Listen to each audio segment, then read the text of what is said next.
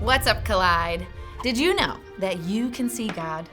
Okay, maybe not physically in front of you, and I'm not just talking about the picture of Jesus on the wall at your grandma's house, but you can see the evidence of God all around you, if you pay attention. Now, paying attention isn't always easy though, is it? Oh my gosh, I can be so easily distracted by the most random things.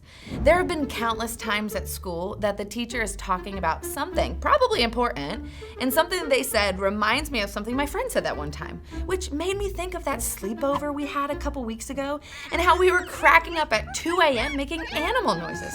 Why animal noises? I don't know what brought that on or why it was so funny. And then I notice a fly by the pencil sharpener, which reminds me, I should probably sharpen my pencil.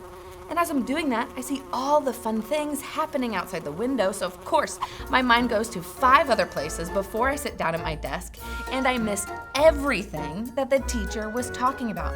And now I am clueless on the assignment. Has anyone else ever been there, or am I the only one? And guys, that was before cell phones, social media, online gaming, and life as we know it. So I know the struggle to pay attention is even more real today. It is so easy to get distracted by everything going on around us all of the time. We have everything from phones and friends and family and dating and schoolwork and clubs and teams and social media and video games and music and Netflix and all of our emotions and how confusing that they are and everything and everyone on the internet, and the pressure to perform well in all of those areas is all competing for our attention.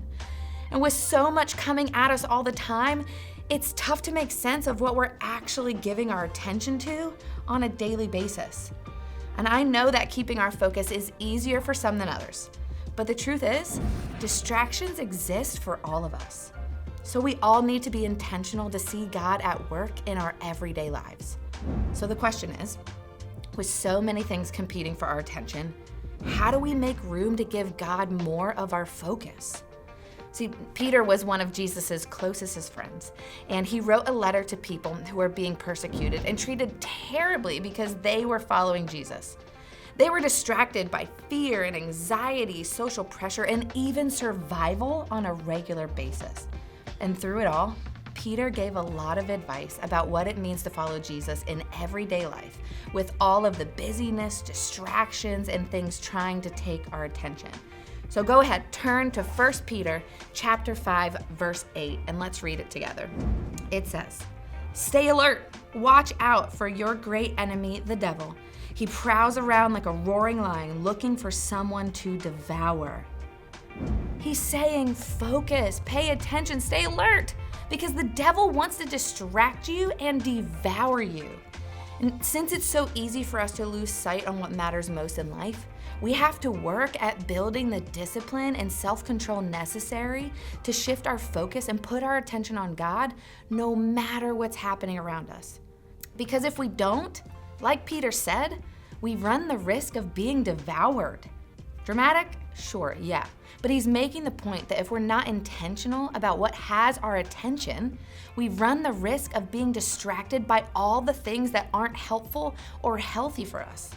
Because guys, the devil wants you as far away from God as he can get you, so he can lead you down the wrong path. And one of the easiest ways for him to do that is to get you to focus on everything else going on in life and make you believe that those things are more important and will make you more satisfied than God will. So stay alert and pay attention to what has your attention. Paying attention to what has your attention can help us redirect how we're spending our time, our energy, and emotion to focus on the things of God.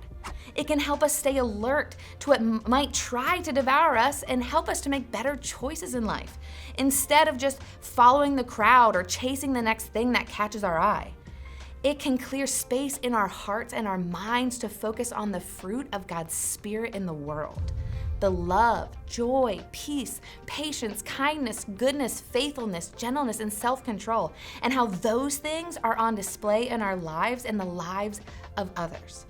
And now here's the good news. I'm not asking you to never watch Netflix again, or to delete all your social media accounts, or to stop hanging out with your friends so you can be completely focused on nothing but God all of the time. That's not really the goal. The goal is to develop a habit of shifting your attention to look for God in the world every single day, to create a space to see the fruit of God's Spirit, to focus on that first and foremost and allow Him to lead your life. And to do that, you have to pay attention to what has your attention. And once you do, maybe you'll realize that you have more time to connect with God in prayer, or to spend hanging out with your small group, or to dive into a new Bible study. Maybe you'll start seeing more of God's Spirit at work in the world around you when you intentionally put more of your focus there.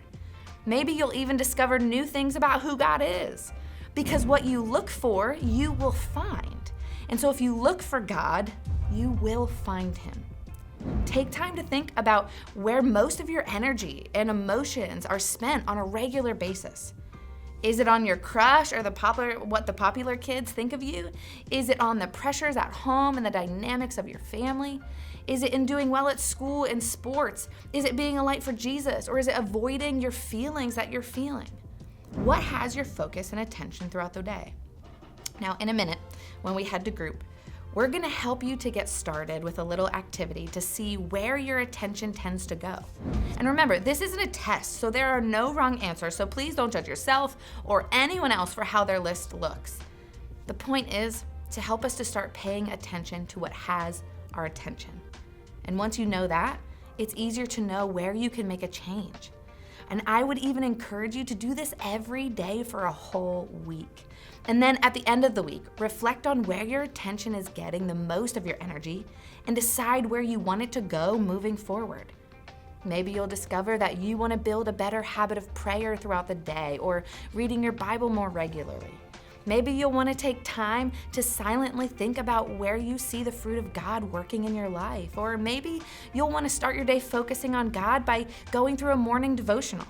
Even showing up to your small group more often could be a great step, since they're focused on seeing God alongside of you. So what you decide to do is totally up to you. My encouragement is simply to pay attention to what has your attention. Build the habit of looking for God every day and allow Him to help guide your life. Because our attention matters, and what we look for, we will find. So let's head to group and start the process. Have an amazing conversation, and we'll see you next time.